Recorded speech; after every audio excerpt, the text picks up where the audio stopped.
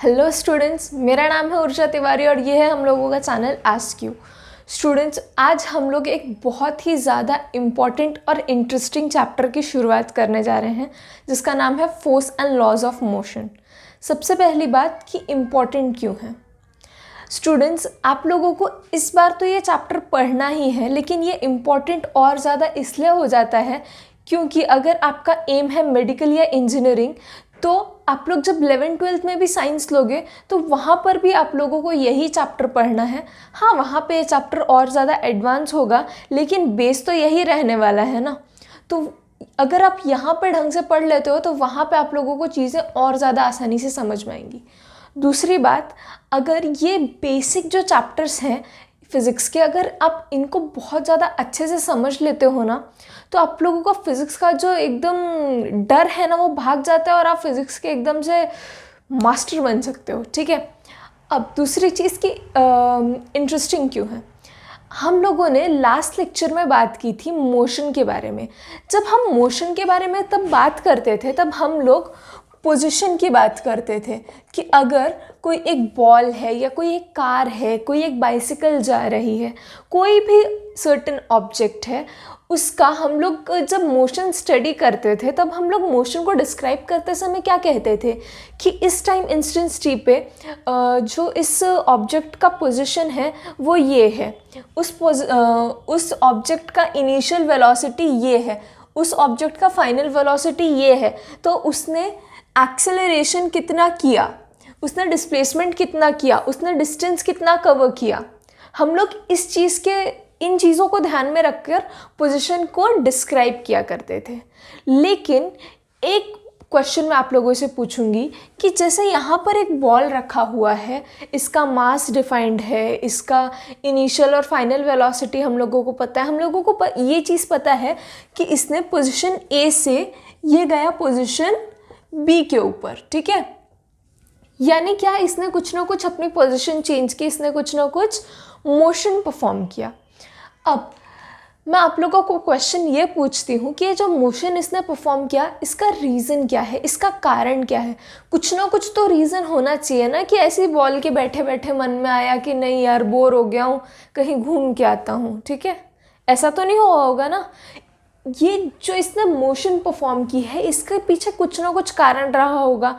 या तो हवा चली होगी, अगर बहुत हल्का बॉल है तो हवा से मूव हुआ होगा, या अगर ये बॉल स्लोप पे रखा हुआ है किसी ने तो वहाँ से वो घसड़ के नीचे गया होगा, या किसी ने आकर उसको फेंका होगा, या अगर फुटबॉल है तो किसी ने किक किया होगा, कुछ तो हुआ होगा तभी ये बॉल मूव किया ना। अब यहाँ पर हम लोगों को पता है कि इस बॉल के ऊपर कुछ ना कुछ फोर्स लगी होगी, लेकिन पहले के टाइम पे जब हम लोगों को ये फोर्स, ये चीज़ पता नहीं थी, तब के टाइम पे जो साइंटिस्ट थे उन्होंने बहुत ज़्यादा सोचा, सेंचुरीज तक उनके जो खोजबीन थी वो शुरू रही, जो उन्होंने बहुत ज़्यादा इस बारे में सोचा कि क्या होता होगा, कि क्यों मोशन परफॉर्म होती है, ये जो मोशन होता है इसका रीज़न क्या होता है, जो कारण है इस मोशन के पीछे, उस कॉज का नेचर कैसा होता होगा। ऐसे कई सारे सवाल हमारे साइंटिस्ट को परेशान करते रहे। लेकिन आज हम लोगों को पता है कि इस चीज़ का कारण क्या है, इस चीज़ का रीज़न है force. Now what is force. हम लोगों ने स्टैंडर्ड 8th में और कई बार हम लोगों ने फोर्स जब हम लोग डिस्क्राइब करते हैं तो हम लोग क्या बोलते हैं, हम लोगों ने 8th स्टैंडर्ड में स्टडी किया था कि पुश या पुल को, पुश और पुल ही क्या होता है, फोर्स होता है। तो जब हम किसी बॉल को हिट करते हैं, डोर को पुश करते हैं, पुल करते हैं, तो हम क्या कर रहे हैं, हम उस ऑब्जेक्ट पे कोई एक्सटर्नल एफर्ट लगा रहे हैं। उसी एक्सटर्नल एफर्ट को हम नाम देते हैं फोर्स का। ठीक है, एनी एक्सटर्नल एफर्ट, समझ रहे हो इस बात को, जो हम लोग किसी भी ऑब्जेक्ट पर लगाते हैं, किस लिए लगाते हैं, to change its state of motion. अब स्टेट ऑफ मोशन का यहाँ पर मतलब क्या है। स्टेट हम लोगों ने पिछले चैप्टर में स्टडी किया था कि एक तो रेस्ट होता है, एक तो मोशन होता है। तो रेस्ट से मोशन में लाने के लिए या मोशन से रेस्ट में लाने के लिए। अगर यहाँ पर बॉल ये रुकी हुई है तो मैं आकर इसको किक मारती हूँ, यानी क्या किया मैंने, रेस्ट से इसको मैंने मोशन में लाया, तो भी मैंने इस पर फोर्स लगाया।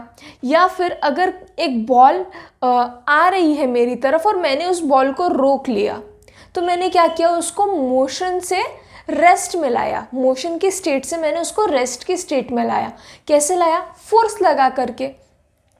तो जो हम लोग फोर्स लगाते हैं, जो एक्सटर्नल एफर्ट है, वो किस काम आता है, to change state of motion और tend to change state of motion. वो करता है या वो करने की कोशिश करता है, ठीक है।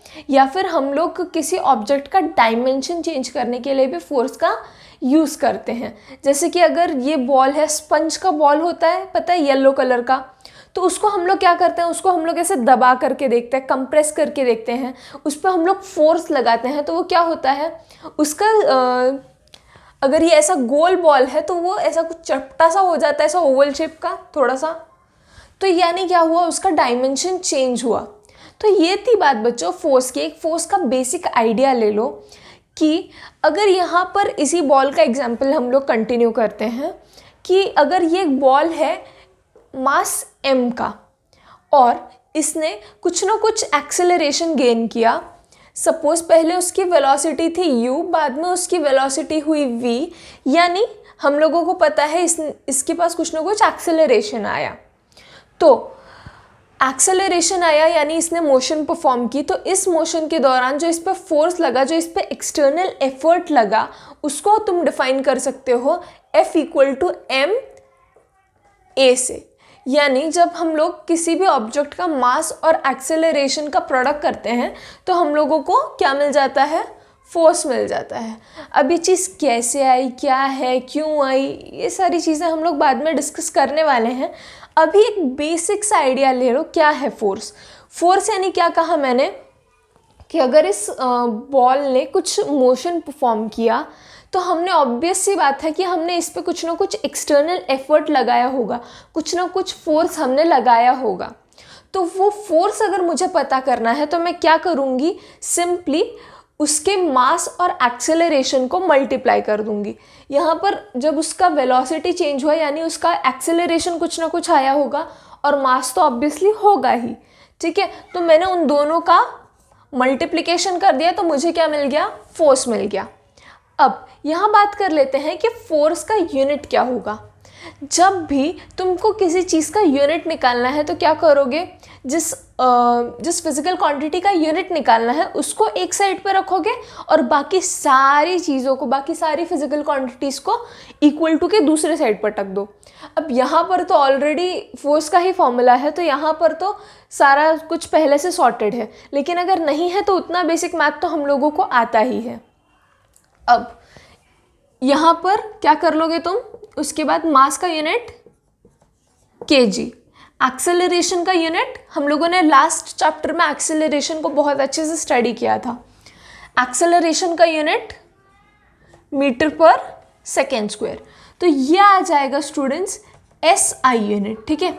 हम लोगों ने लास्ट चैप्टर में यूनिट, सिस्टम ऑफ यूनिट्स के बारे में भी बात की थी। अब इसका CGS यूनिट ऑब्वियसली क्या आ जाएगा, देख लो यहाँ पर, ग्राम सेंटीमीटर/सेकेंड स्क्वायर, ये आ जाएगा इसका CGS यूनिट, ठीक है। थोड़ी सी लिखते लिखते मिस्टेक होती है, चलो ठीक है। अब ये जो SI यूनिट में लिखा मैंने, किलोग्राम मीटर सेकेंड स्क्वायर, ये इतना अगर तुम लोगों को लिखने को बहुत ज़्यादा जान पे आ रहा है, अगर तुम लोग आलसी हो तो तुम लोग इस चीज़ को न्यूटन भी लिख सकते हो। क्या है ये, N फॉर न्यूटन। और इस चीज़ को तुम लोग क्या लिख सकते हो, इस चीज़ को लिख सकते हो तुम लोग DYNE, डायन। डायन नहीं, ये क्या है, डाइन है, ठीक है। ओके, अब इसका जो कन्वर्जन है, इसका कन्वर्जन भी करना तुम लोगों को आना चाहिए, क्योंकि जब तुम लोग प्रॉब्लम सॉल्व करते हो तो कई बार हम लोगों को वैल्यूज़ डाइन्स में दी होती हैं, कई बार न्यूटन में दी होती हैं। कन्वर्जन तुम लोगों को आना ही चाहिए। तो इसका कन्वर्जन कैसे आ जाएगा, 1 न्यूटन = 10⁵ डाइन्स, ठीक है। कई बार किलोग्राम वेट में दिया होता है, ग्राम वेट में दिया होता है। प्रॉब्लम्स के अंदर। तो वो चीज़ों के बारे में हम लोग बाद में, जब हम लोग न्यूमेरिकल सॉल्व करेंगे, तब हम लोग उनके बारे में ठीक से बात करने वाले हैं। तो अभी मैं आप लोगों को कंफ्यूज नहीं करना चाहूँगी। तो इतना आप लोगों को होप समझ में आ गया होगा कि फोर्स क्या है, एक बेसिक आइडिया तो आप लोगों को मिल ही गई होगी। ओके, अब बात कर लेते हैं कि फोर्स को क्लासिफाई कैसे किया गया है, फोर्स को हम लोग किन किन तरीकों से क्लासिफाई कर सकते हैं। पहले बात कर लेते हैं फोर्स को कांटेक्ट और नॉन कांटेक्ट फोर्स में हम लोग क्लासिफाई करते हैं। कांटेक्ट फोर्सेस यानी क्या? ऐसी फोर्सेस जिनके अंदर जो दो बॉडीज़ हैं उनका कांटेक्ट होना बहुत ज़्यादा ज़रूरी है। जैसे कि एक बॉल है जो कि ऐसे ज़मीन पे घिसटते हुए जा रहा है, ठीक है, यहाँ पर फ्लोर से उसका डायरेक्ट कांटेक्ट है। ओके, तो अगर ये ऐसे उस पर स्लाइड करते हुए जा रहा है, दैट मीन्स वो डायरेक्ट कांटेक्ट में है, उसका पूरा सरफेस इस ग्राउंड के टच में है, कांटेक्ट में है, बराबर। तो यहाँ पर कौन सी फोर्स आ जाएगी? यहाँ पर आ जाएगी फ्रिक्शन वाली फोर्स, समझ रहे हो। लेकिन अगर मेरे पास यहाँ पर एक मैग्नेट है, यहाँ पर एक मैग्नेट है, अगर मैं उन दोनों को दूर दूर भी पकड़ती हूँ तो भी मुझे मेरे हाथ में कुछ ना कुछ ऐसा लगता है ना कि ये खींच रहा है एक दूसरे को। तो ये क्या हो गया कि अभी तक तो ये दोनों मैग्नेट्स एक दूसरे के एकदम पास में आए भी नहीं, लेकिन ऐसा लग रहा है कि मेरे हाथ पे कुछ ना कुछ फोर्स एग्जर्ट हो रही है, ये दोनों एक दूसरे को खींच रहे हैं। तो ये क्या है? ये है नॉन कांटेक्ट फोर्स। यानी अगर चीज़ें एक दूसरे के टच में नहीं भी हैं, एक दूसरे के कांटेक्ट में नहीं भी हैं, तब भी वो फोर्स काम कर रहा है वहाँ पे, तो ये हो जाएगा नॉन कांटेक्ट फोर्स। तो इन दो तरीकों से भी क्लासिफाई किया जाता है फोर्स को। और क्या हो सकता है? और होता है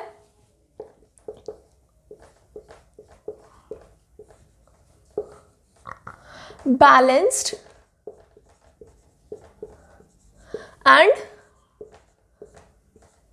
अनबैलेंस्ड फोर्स। अब बैलेंस्ड और अनबैलेंस क्या? तुम लोगों ने स्कूल में वो खेला है क्या, tug of war? Tug of war कैसा होता है? एक ऐसी लंबी सी रस्सी होती है, यहाँ पर बीच में एक कुछ तो भी ऐसा रिबन जैसा बंधा होता है, और यहाँ से 10 लोग खींच रहे होते हैं, यहाँ से 10 लोग खींच रहे होते हैं, या यहाँ से 5 लोग, यहाँ से 5 लोग, यहाँ से 15 लोग, यहाँ से 15 लोग, अलग अलग होता है। लेकिन यहाँ पे क्या होता है? यहाँ पर एक रिबन बंधा होता है और दोनों लोग अपनी अपनी साइड से खींचते हैं। तो जिसकी साइड में भी जो ज़्यादा ताकतवर लोग होते हैं, अगर यहाँ से खींच लिया उन लोगों ने, ये रिबन उनकी साइड आ गया, तो ये वाले लोग जीत जाते हैं। खेला ही होगा ऑब्वियसली, ठीक है। तो यहाँ पर तुम मान लो कि यहाँ पर जो 10 लोग हैं और यहाँ पर जो 10 लोग हैं, वो लोग इक्वली हट्टे कट्टे, इक्वली स्ट्रांग हैं, उनके पास इक्वल एनर्जी है, सब कुछ इक्वल है, ठीक है। तो क्या होगा कि यहाँ से भी वो उतना ही फोर्स लगाएंगे, यहाँ से भी वो लोग उतना ही फोर्स लगाएंगे। अब जब इक्वल फोर्स लग रहा है तो वो फोर्स कैंसिल हो जाएगा, यानी ये जो रिबन है ये स्टेशनरी रहेगा, ये जहाँ है वहीं पर रहेगा। समझ रहे हो इस बात को कि अगर यहाँ पर एक बॉक्स है, यहाँ से उसको एक इंसान धक्का दे रहा है, यहाँ से एक इंसान उसको धक्का दे रहा है, इक्वल फोर्स लगा रहे हैं दोनों, सपोज 5 न्यूटन, इधर से भी 5 न्यूटन का फोर्स लगा रहे हैं, तो किसी साइड जाएगा क्या बॉक्स? यहाँ वाला जो इंसान है वो इसको इधर डालने की कोशिश कर रहा है, यहाँ वाला जो इंसान है वो इसको इधर पुश करने की कोशिश कर रहा है, लेकिन दोनों कितना फोर्स लगा रहे हैं? दोनों फोर्स लगा रहे हैं 5 न्यूटन और 5 न्यूटन का। तो 5 और 5 तो ऐसे करके कैंसिल हो जाएगा ना। मतलब क्या आ रहा है? यानी जब जब बैलेंस्ड फोर्स लगता है, बैलेंस यानी क्या? जितना यहाँ पे है उतना ही यहाँ पर है। तराजू देखा ना, तराजू को क्या कहते हैं? बैलेंस कहते हैं। जितने किलो का वो होता है स्टोन या फिर जो भी होता है वो वेट, उतनी ही सब्जी यहाँ पर होती है, तभी वो एकदम से बैलेंस होता है, बराबर। तो बैलेंस यानी क्या? जितना यहाँ पर है उतना ही यहाँ पर भी है, तभी ये रिबन क्या रहेगा? तभी ये रिबन रेस्ट पे रहेगा, एक ही जगह पर टिक के रहेगा, ठीक है। अगर थोड़ा सा भी ऊपर नीचे होता है, अगर यहाँ पे 5 की जगह 6 न्यूटन आ जाता है तो बॉक्स इस साइड मूव करेगा। अगर यहाँ पर एक पर्सन और ऐड हो जाता है, या फिर एक पर्सन हम लोग थोड़ा सा ज़्यादा हट्टा कट्टा ले लेते हैं, अच्छा वाला ले लेते हैं, तो क्या आ जाएगा, इस साइड आ जाएगा हमारा रिबन। तो जब जब बैलेंस फोर्स लगता है किसी भी ऑब्जेक्ट पे, तो वो उसकी रेस्ट या मोशन पे फ़र्क नहीं पड़ता। अगर वो रेस्ट में है तो रेस्ट में रहेगा, मोशन में है तो मोशन में रहेगा।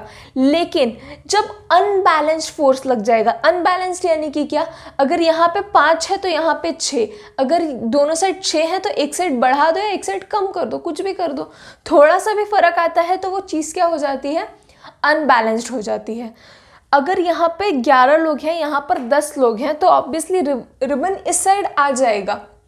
रिबन इस साइड आ जाएगा, इसका मतलब क्या है, इसका मतलब ही है कि इस रिबन स्टेशनरी नहीं रह पाया, रेस्ट पे नहीं रह पाया, इधर साइड मूव कर गया, बराबर। तो जब भी अनबैलेंस्ड फोर्स किसी भी ऑब्जेक्ट पे लगता है तो उसकी मोशन अफेक्ट होती है। लेकिन जब जब बैलेंस्ड फोर्स लगता है तो उसकी स्टेट ऑफ मोशन पे कोई अफेक्ट नहीं होगा। ठीक है, this was all about classification of force and force का हम लोगों ने एक जनरल आइडिया ले लिया। ओके, Thanks for watching बच्चों. Do like and share this video. And yes, don't forget to subscribe. Ask you.